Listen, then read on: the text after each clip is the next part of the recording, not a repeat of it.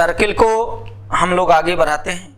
Circle topic में हमने बहुत सारा पार्ट डिस्कस कर लिया है, relative position of two circle भी डिस्कस कर लिया। अब आते हैं family of circle. Family of circle, family of straight line भी पढ़े होंगे। आते हैं family of circle. Family of circle हम जानते हैं कि from one points infinite circle can be drawn, from 2 points infinite circle can be drawn, but from 3 or more than 3 points only one circle can be drawn। तो यहां से हम family of circle में करेंगे क्या? पहला point, the equation of family of circle, family of circle passing through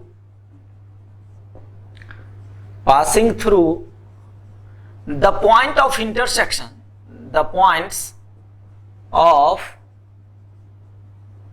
intersection,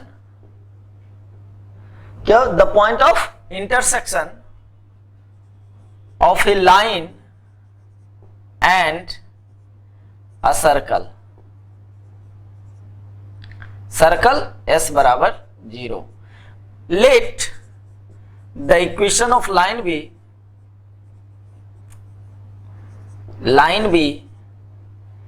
ax plus by plus c equal to 0।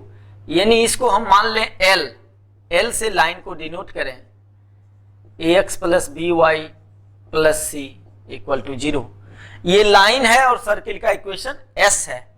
Then देखो इस तरह से होगा, ये सर्किल है, ये कोई लाइन है, तो दो पॉइंट इंटरसेक्ट किया, एक यहां और एक यहां, दोनों एक ऐसे भी हम कर सकते हैं कि दोनों इंटरसेक्टिंग पॉइंट निकाल लो, है ना। अब इस दोनों पॉइंट से कितने सर्कल ड्रॉ किया जा सकता है? इनफाइनाइट, ऐसा है ना।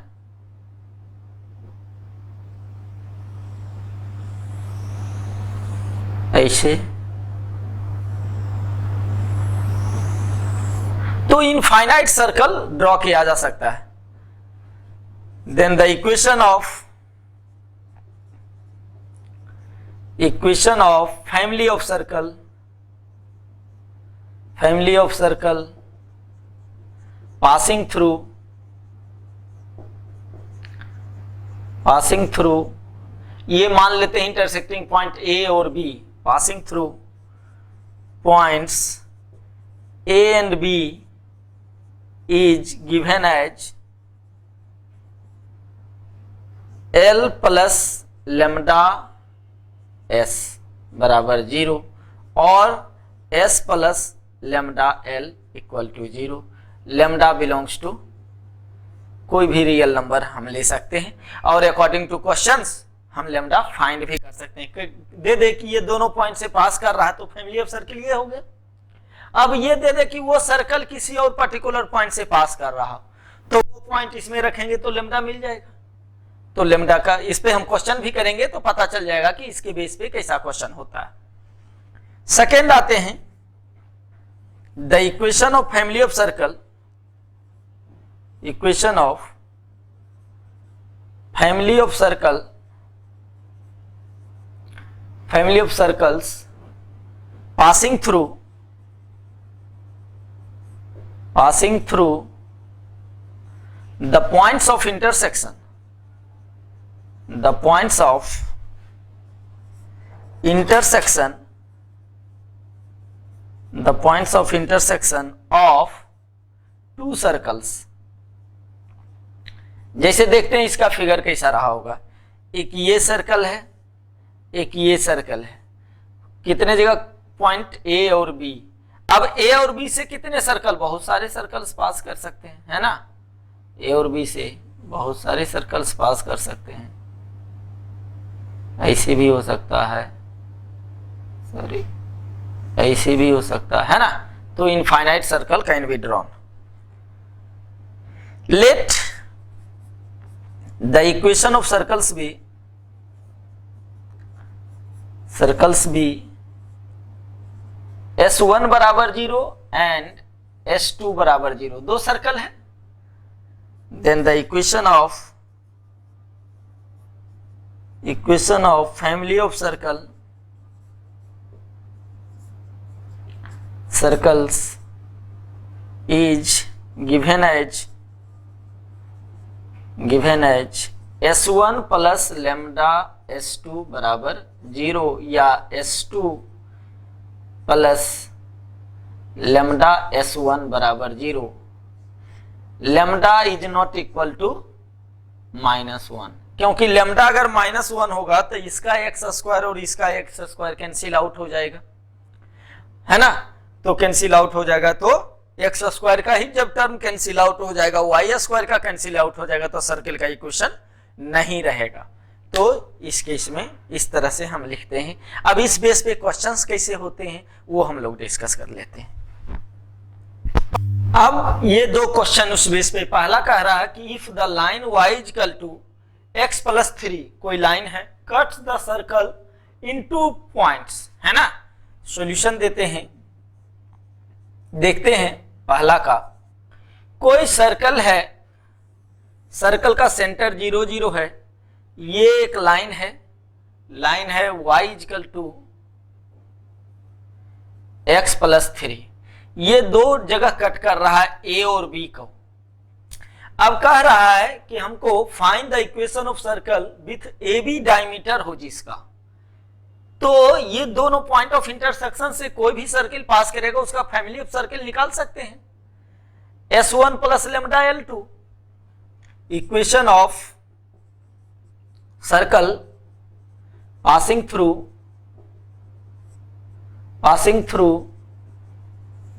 AB से पास करता हुआ कोई भी सर्कल होगा, वो क्या होगा, किस फॉर्म में होगा, S प्लस लेमडा L बराबर 0। S क्या है, सर्किल का इक्वेशन कैसे लिखेंगे, x square plus y square minus a square. पहले भी हम लोग डिस्कस किए कि इक्वल टू 0 करके जो इस साइड होता है वो पूरा S होता है, या टेंजेंट वाले में भी इक्वल टू 0 इधर वाला T होता है, प्लस लेमडा L क्या है, इसको भी इक्वल टू 0 करके लिखेंगे, तो x minus y plus 3 equal to 0 हो गया, यानी ये लिखाएगा। अब इस सर्किल को देखें तो x square plus y square plus lambda x minus lambda y plus 3 lambda minus a square equal to 0। अब ये सर्किल मेरा तो आ गया, कह रहा है इस सर्किल में ए बी डायमीटर है, तो ये सर्किल का इक्वेशन है, सेंटर हम निकाल सकते हैं इसका, centre of the circle, this circle. Centre क्या होगा जी, आसान है सेंटर निकालना, जानते हैं coefficient of x minus half into coefficient of x, तो सेंटर हो जाएगा माइनस लेमडा बाई 2 और ये लेमडा बाई 2। ये सेंटर, यहां एक चीज और मेरे पास है कि ये सेंटर ए बी डायमीटर है, तो सेंटर कहीं यहीं पे होगा, यानी ए बी को सेटिस्फाई करेगा। हम कह सकते हैं कि centre lies on the given line, so satisfy करेगा, तो हम लिख सकते हैं यानी x माइनस वाई प्लस 3, तो x minus lambda by 2, x minus y यानी minus lambda by 2 plus 3 equal to 0। तो ये क्या हो जाएगा, माइनस लेमडा प्लस 3 बराबर 0, यानी लेमडा बराबर क्या आ गया 3। लेमडा जब मिल गया तो सर्किल का इक्वेशन रिक्वायर्ड तो यही है, तो हम लिख देंगे equation of circle, equation of required circle is क्या हो जाएगा, x square plus y square plus 3x minus 3y plus 9 minus a square equal to 0। ये जो मेरा सर्किल का इक्वेशन था ना, ये फैमिली ऑफ सर्किल था, बहुत सारे सर्कल्स, लेकिन वो पर्टिकुलर सर्कल जिसका ए बी डायमीटर हो तो यहां फिक्स कर दिया। तो वो पर्टिकुलर सर्किल का इक्वेशन मेरा ये आ गया। कैसे निकाले कि इसको हम आसान तरीके से क्या किए, देखो दो तरीका, एक और तरीका तुम कर सकते हो कि ये सर्कल एक्स वाई में वेरिएबल है, लाइन भी एक्स वाई में वेरिएबल है, तो दो इक्वेशन, दो वेरिएबल एक्स और वाई हम निकाल सकते थे। तो ये पॉइंट हमको मिल जाता और ये पॉइंट मिल जाता। एक्स और वाई लाइन का इक्वेशन और सर्किल का इक्वेशन को अगर सॉल्व करते, दो इक्वेशन है, दो वेरिएबल है, तो एक्स वाई तो हमें मिल ही जाता और एक्स में क्वाड्रेटिक बनता तो दो एक्स का वैल्यू मिलता, दो वाई का वैल्यू मिलता। ये एक ये एक्स होता, एक ये एक्स, सिमिलरली ये वाई और यहाँ वाई, दो पॉइंट मिल जाता तो डायमेट्रिक पॉइंट हमें मिल जाता। तो डायमेट्रिक पॉइंट जब मिल जाता तो equation of circle diametric point में हम लोग जानते हैं x minus x1 into x minus x2 plus y minus y1 into y minus y2 equal to 0। तो वैसे भी कर सकते थे, लेकिन उस केस में मेरा लंबा जाता क्वेश्चन, कैलकुलेशन लंबा होता। लेकिन इस केस में मेरे लिए आसान था सब कुछ कि ये कोई भी इस दोनों पॉइंट से, पॉइंट ऑफ इंटरसेक्शन से कोई भी सर्किल पास करेगा वो ये फॉर्म में होगा। तो हम ये सर्किल निकाल लिए। अब हमें लेम्डा निकालना है, तो हम यहां से क्या किए कि चलो ये सर्किल अगर मेरा रिक्वायर्ड है तो इसका सेंटर क्या होगा, सेंटर ये होगा। जब सेंटर ये होगा तो सेंटर तो इस लाइन पे लाई कर रहा है क्योंकि ये भी डायमीटर है, तो इस लाइन को सेटिस्फाई करेगा। Basically anyhow we have to find lambda, क्योंकि ये मेरा रिक्वायर्ड सर्किल, इसमें लेम्डा ही वेरिएबल है। लेम्डा अगर मिल गया तो मेरा काम हो गया, और उस लेम्डा को निकालने के लिए we have used this method. तो लेम्डा मिल गया, इक्वेशन ऑफ सर्कल हम मिल गया, है ना। सेकंड इक्वेशन को, सेकंड क्वेश्चन को देखते हैं। सेकंड क्वेश्चन भी समहाउ इसी तरह है कि दो सर्कल है और दोनों सर्कल का इंटरसेक्टिंग पॉइंट है ना, है ना, यही है। तो देखो इस तरह से हम लिखेंगे कि एक सर्कल ये है, एक सर्कल ये है। कह रहा दोनों का पॉइंट ऑफ इंटरसेक्शन ए और बी होगा, है ना। एक ये सर्कल है, एक ये सर्कल है। तो equation of circle passing through A B क्या होगा, S1 plus lambda S2 equal to 0। ये हम जानते हैं, हम पढ़े हैं अभी फैमिली ऑफ सर्किल कि इस दोनों पॉइंट ऑफ इंटरसेक्शन से कोई भी सर्किल पास करेगा उसका इक्वेशन इस फॉर्म में होगा। S1 ये हो जाएगा x square plus y square plus 4x minus 5y plus 3 plus lambda x square plus y square plus 2x plus 3y minus 3 equal to 0। ये मेरा रिक्वायर्ड इक्वेशन ऑफ सर्किल है, इसको सजा के लिख लेते हैं। तो क्या हो जाएगा, lambda plus 1 x square plus lambda plus 1 y square plus 2 lambda plus 4 x plus 3 lambda minus 5 y plus 3 minus 3 lambda equal to 0। ये मेरा रिक्वायर्ड इक्वेशन ऑफ सर्किल है। और क्या कह रहा है कि ये सर्कल जो मेरा रिक्वायर्ड ए बी से तो पास कर ही रहा है, इस पॉइंट से भी पास कर रहा है। तो यानी ये सर्किल जो मेरा रिक्वायर्ड है वो 3 और माइनस 3 और 2 से पास कर रहा है, तो इसमें रख देंगे, लेम्डा मिल जाएगा। This circle also passes through, also passes through, किस पॉइंट से पास कर रहा है, माइनस 3 2, which imply that हम लिख सकते हैं लेम्डा प्लस 1 माइनस 3 का स्क्वायर प्लस लेम्डा प्लस 1 2 का square plus 2 lambda plus 4 minus 3 plus 3 lambda minus 5 into 2 plus 3 lambda 3 minus 3 lambda equal to 0। अब देखें 3 3 9, 9 lambda plus 9 4 lambda plus 4 minus 6 lambda minus 12 plus 6 lambda, ठीक है ना, minus 10 plus 3 minus 3 lambda equal to 0। तो ये और ये गया, 9 4 13, 13 में 3 गया तो 10 लेम्डा, और ये 9 4 13 13 और 12 1, 1 प्लस 3 1 प्लस 3 यानी 4 प्लस 4 इक्वल टू 0, यानी हम यहां से लेमडा बराबर क्या मिल गया -2/5। लेमडा रख देंगे इसमें, जो इक्वेशन आएगा।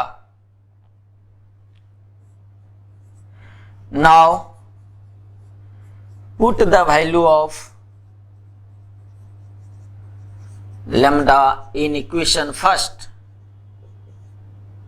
then the equation is the obtained equation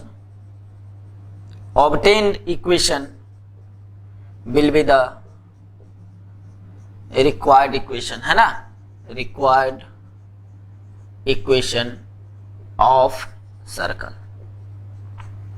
हमें मिल जाएगा क्या, कोई कंफ्यूजन यहां तक क्लियर? बेसिकली इसमें लेमडा ही तो निकालना है, और लेमडा के लिए मेरे पैरामीटर दिया हुआ कि उस पर्टिकुलर बताए थे ना कि कोई और कंडीशन दिया रहेगा अगर पर्टिकुलर सर्कल का इक्वेशन निकालना होगा तो फैमिली ऑफ सर्कल ये है, इनफाइनाइट सर्कल है, लेकिन कोई और कंडीशन होगा जिसके लिए हम पर्टिकुलर इक्वेशन निकाल सकते हैं। तो कंडीशन दिया कि वो सर्कल इससे भी पास कर रहा है तो इसको सेटिस्फाई करेगा, और इस तरह से हम निकाल लेंगे।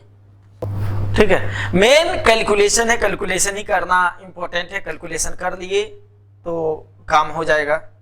ठीक है ना, हमारा कैलकुलेशन 9 4 13 और 12 1, अच्छा 1 और ये 10 है ना, अरे 3 और 1 4, 4 ये 6 -6 होगा ना, 10 को हम लोग छोड़ दिए ना। हाँ देखो 9 4 13, 13 12 1, 3 1 4 -10 तो -6, सॉरी ये -6 होगा तो ये हो जाएगा 3/5 ना, 3/5। ठीक है, equation of common cord, equation of common cord, the line joining the points of intersection, points of intersection, point of intersection of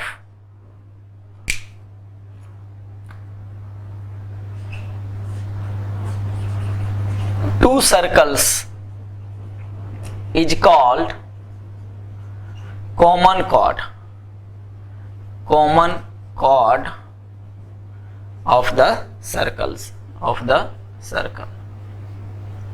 जैसे एक ये सर्कल है, एक ये सर्कल है, कॉमन कॉर्ड मतलब दोनों में कॉर्ड है, तो यही ना ए बी, ये कॉमन कॉर्ड हो गया। If the equation of circle is S1 बराबर 0 एंड S2 बराबर 0, then the equation of common cord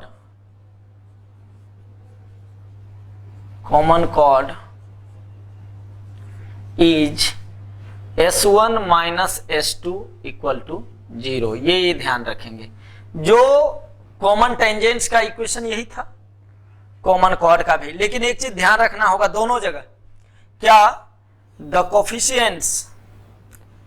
coefficients of x square and y square in both the circles, both the equation of circle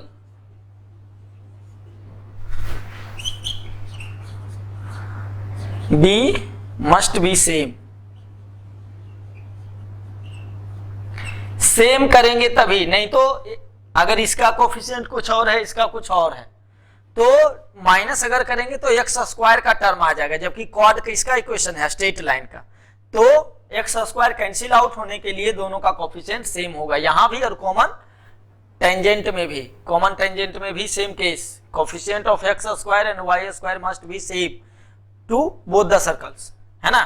दूसरा, अगर हम common chord निकालना चाहें तो यहां से ये मान लेते हैं परपेंडिकुलर है, यहां से ये परपेंडिकुलर है ना। ये P1 है, ये P2 है, ये C1 है, ये C2 है, ये रेडियस R1, ये रेडियस R2। तो क्या होगा लेंथ, कॉमन कॉर्ड हम जानते हैं AB बराबर, यानी AB बराबर हम क्या लिख सकते हैं 2√अंडर R square minus P1 square, R1 square minus P1 square, ये बराबर होगा 2√अंडर R2 square minus P2 square. हो गया, ये कंडीशन सेटिस्फाई करेगा, है ना। Third, if the length of common chord is 0, common chord 0 है, यानी दोनों सर्कल क्या है ना, टच कर रहा होगा, या तो ऐसे या फिर ऐसे। Common chord is 0, then both the circles touch each other, है ना, touch each other। हम कह सकते हैं कि दोनों सर्कल टच करेगा। The length of maximum chord of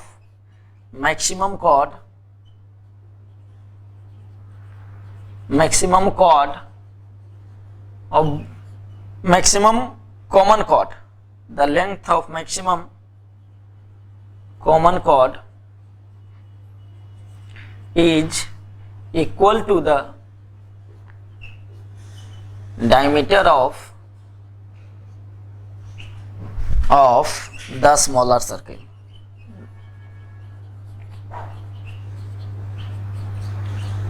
यानी दो सर्कल है, एक ये एक छोटा है, तो छोटा का मैक्सिमम कॉर्ड क्या हो सकता है, डायमीटर। अगर छोटा का डायमीटर के बराबर अगर है ये कॉर्ड, तो ये मैक्सिमम कॉर्ड यही हो सकता है, क्योंकि अगर जो छोटा सर्कल है तो एक सर्कल में सबसे बड़ा कॉर्ड क्या होता है, किसी भी सर्कल का डायमीटर, उससे बड़ा कोई कॉर्ड नहीं हो सकता। तो जो छोटा सर्कल है उसका डायमीटर, क्योंकि कॉमन दोनों में होना चाहिए, तो इसका जो सबसे बड़ा है डायमीटर है वही हो जाए इसका, तो वही कॉमन कॉर्ड होगा, है ना। नेक्स्ट, इसके बाद एक और इंपॉर्टेंट चीज है angle, the point of intersection या एंगल बिटवीन टू सर्कल्स, है ना। एंगल ऑफ टू सर्कल्स या the angle between two curves अगर कहें तो ज्यादा अच्छा रहेगा, एंगल बिटवीन टू कर्व्स या एंगल बिटवीन टू सर्कल। यहां पे हम लोग डिस्कस करें, ऐसे कर्व भी लोग लेते हैं। देखो, angle of intersection of to circles, दो सर्कल है तो एंगल्स, जब भी एंगल बिटवीन टू, हम लोग एंगल किसके बीच का निकालते हैं, दो स्ट्रेट लाइन का, है ना। यहां दो सर्कल है, एक और ये केस सर्कल, तो ये सर्कल का पॉइंट ऑफ इंटरसेक्शन कैसे होगा, तो ये बेसिकली डिफाइन होता है क्या, जहां पर पॉइंट ऑफ इंटरसेक्शन है वहां पे टेंजेंट ड्रॉ करो और यहां पे टेंजेंट करो, इस दोनों कर्व पे जो एंगल आएगा ये क्या कहलाएगा, एंगल बिटवीन टू कर्व्स, है ना। तो यानी जो इंटरसेक्टिंग पॉइंट है वहां पे, इस पे भी हो सकता है, ये भी क्या कहलाएगा, एंगल बिटवीन टू कर्व्स। तो angle between two tangents at the point of intersection of to curves is called the angle of the point of intersection of to curves, है ना। तो हम लोग ये सोचेंगे कि ये अगर लाइन है, एक टेंजेंट है, एक ये टेंजेंट है, तो इसके दोनों के बीच का जो एंगल होगा वो क्या कहलाएगा, एंगल बिटवीन टू कर्व्स। तो ये ध्यान देंगे, कोई भी कर्व होगा तो एंगल बिटवीन कर्व के बीच में एंगल नहीं होता है, हमेशा स्ट्रेट लाइन के बीच में एंगल होता है। तो स्ट्रेट लाइन, दोनों कर्व के बीच का एंगल तभी कहलाएगा जब दोनों कर्व इंटरसेक्ट करेगा, और उस इंटरसेक्टेंस पॉइंट पे दोनों कर्व पे हम टेंजेंट ड्रॉ करेंगे, और जो दोनों टेंजेंट के बीच का एंगल आएगा वही कहलाएगा, वो एंगल बिटवीन टू कर्व्स, ठीक ना। तो यहां पे ये नॉर्मल पास करता है सेंटर से, तो एंगल बिटवीन टू टेंजेंट्स इस सर्किल के केस में एंगल बिटवीन द नॉर्मल्स ही होगा, बात बराबर होगा, है ना। तो ये अगर नॉर्मल है तो ये क्या है R1, ये R2, ये सेंटर है 0,1, ये 0,2, ठीक है। ये एंगल चाहिए, तो हम जानते हैं, एक नहीं भी पढ़े होंगे ट्रिगो में, कि cos थीटा बराबर, अगर तीनों साइड पता रहे तो हम लिखते हैं cos थीटा बराबर R1 square plus R2 square minus O1 O2 का square divided by 2R1 R2। ये इंपॉर्टेंट पॉइंट है, नोट डाउन कर लें। ऐसे सोचें कि अगर ये एक ट्रायंगल है A B C, ये A है, ये B है और ये C है, तो cos A बराबर होगा, A ले रहे हैं तो B square plus C square minus A square divided by 2BC। अगर cos B एंगल लेंगे तो होगा A square plus C square minus B square by 2AC, और cos C लेंगे तो होगा A square plus B square minus C square divided by 2AB। ये important है, ये हर जगह काम देगा कि अगर एक ट्रायंगल है, तीनों साइड अगर पता हो तो हम रिलेशन क्या निकाल सकते हैं किसी भी एंगल का, तो ये। तो यहां से भी हम लोग ऐसे ही करेंगे कि cos थीटा बराबर क्या लिखेंगे, R1 square plus R2 square minus O1 O2 का square divided by 2R1 R2, है ना। अगर सर्किल का equation x square plus y square plus 2gx plus 2fy plus c equal to 0 रहे, और x square plus y square plus 2g या g1 g2 ले लेते हैं, f1 f2 g2 x plus 2 f2 y plus c2 equal to 0, ये c1 ले लिए। तो यहां से R1 रेडियस क्या हो जाएगा, R1 बराबर हो जाएगा root under g1 square plus f1 square minus c1, और R2 हो जाएगा g2 square plus f2 square minus c2, और O1 O2 क्या हो जाएगा, डिस्टेंस बिटवीन सेंटर्स, ये सेंटर क्या हो जाएगा माइनस g1 माइनस f1, और ये माइनस g2 माइनस f2, ये सेंटर होगा, है ना। तो डिस्टेंस बिटवीन सेंटर्स हम निकाल सकते हैं, square root of g1 minus g2 का whole square plus f1 minus f2 का होल स्क्वायर, ठीक है। यानी g1 square plus g2 square minus 2g1 g2 plus f1 square plus f2 square minus 2f1 f2, ये square root में। अब इसमें रखते हैं तो cos थीटा बराबर क्या होगा, इधर इसको सेपरेट करते हैं, cos थीटा बराबर R1 स्क्वायर, तो ये हो जाएगा, थोड़ा लंबा चाहिए ना स्पेस, तो यहां लिखते हैं cos थीटा बराबर g1 square plus f1 square minus c1 plus R2 square यानी g2 square plus f2 square minus c2 minus O1 O2 का स्क्वायर, यानी ये है O1 O2 स्क्वायर होगा तो रूट हट जाएगा, तो minus g1 square minus g2 square plus 2g1 g2 minus f1 square minus f2 square plus 2f1 f2 divided by 2R1 R2, ये रूट अंदर में रहेगा, g1 square plus f1 square minus c1 2 into g2 square plus f2 square minus c2। इसमें ये और ये cancel out होगा, है ना। तो cos थीटा क्या होगा, यहां से हम लोग निकाल सकते हैं, इधर मिटा दे रहे हैं।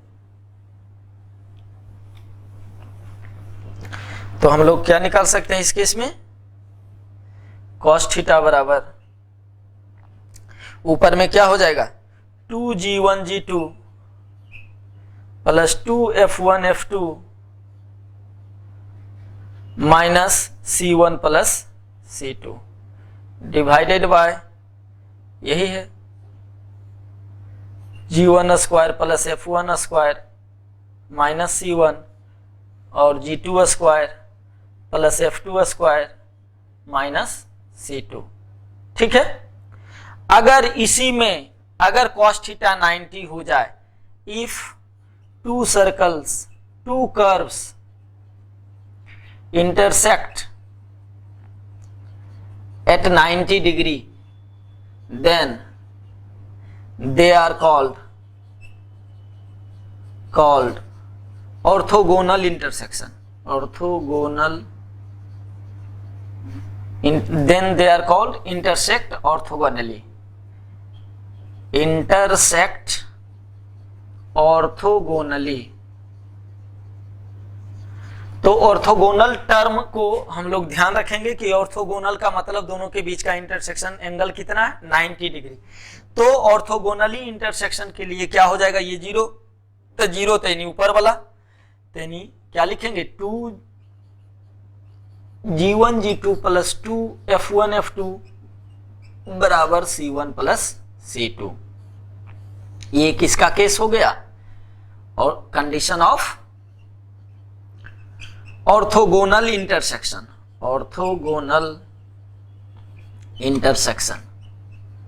Intersection of to circles. ठीक है, यहां तक कोई दिक्कत? तो एंगल अगर दोनों के बीच का निकालने दिया जाए तो हम निकाल सकते हैं। दूसरा मेथड भी है ना, वो भी मैं बता दे रहा हूं जो कि आगे काम देगा 12th में। एरिया एप्लीकेशन ऑफ डेरिवेटिव, इसमें बहुत इंपॉर्टेंट है, हमने बता दे रहे हैं। उस मेथड से भी इसको कैसे हैंडल करते हैं ज्यादा अच्छा रहेगा, है ना। तो हम जनरल केस लेके चलेंगे।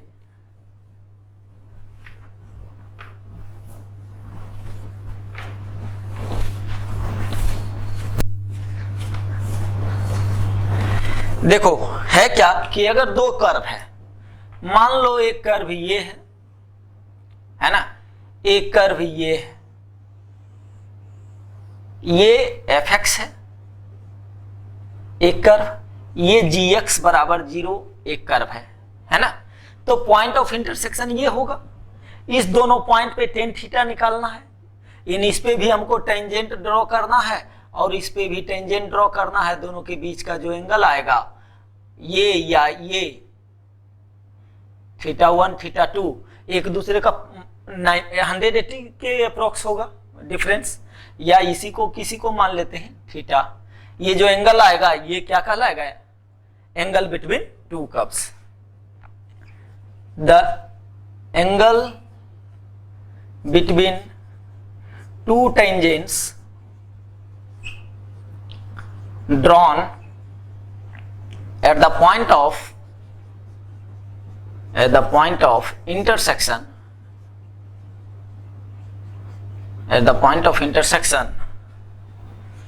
of two curves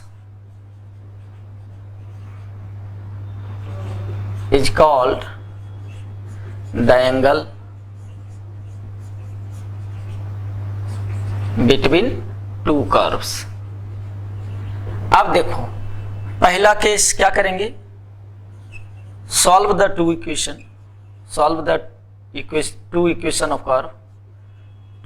equation of curves and find the point of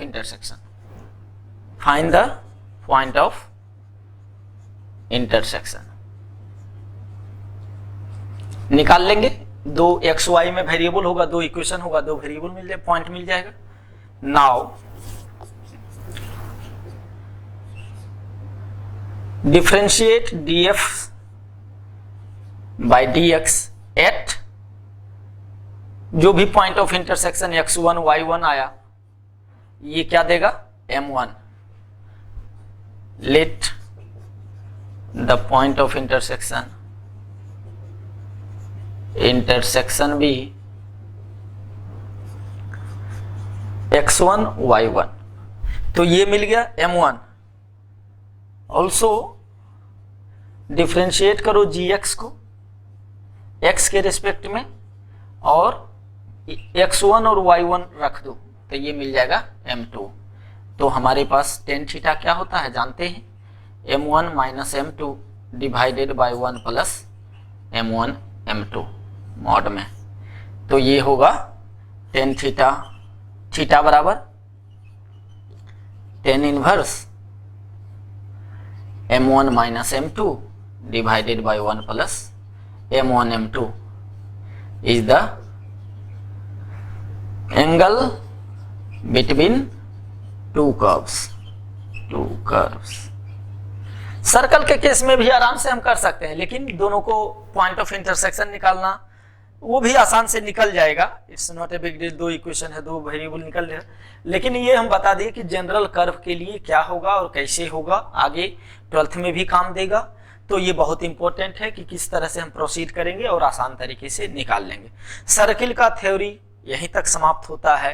pole, polar और रेडिकल एक्सिस ये सब सिलेबस में नहीं है, तो I am not going to discuss all these. जो सिलेबस में है नहीं तो उस पर डिस्कशन करने से क्या फायदा। तो जो है सिलेबस में उसी को अच्छा कर लें, उसी पे टाइम दे, ज्यादा इंपॉर्टेंट होगा हमारे लिए। तो सर्कल यहीं तक, सर्किल बहुत इंपॉर्टेंट है। अगर क्वेश्चन आएगा तो यू कैन हैंडल इजिली। अगर सारे थ्योरेटिकल का पार्ट को अगर ढंग से देखें, क्वेश्चंस ज्यादा करें और क्वेश्चन नहीं बनता है तो डिस्कस करें, तो वहां से बहुत सारा क्लैरिटी मिलेगा और क्वेश्चन आप आसान तरीके से हैंडल कर पाएंगे। सर्कल में यहीं तक क्लोज करता हूं। Theoretical part is over now. Thank you.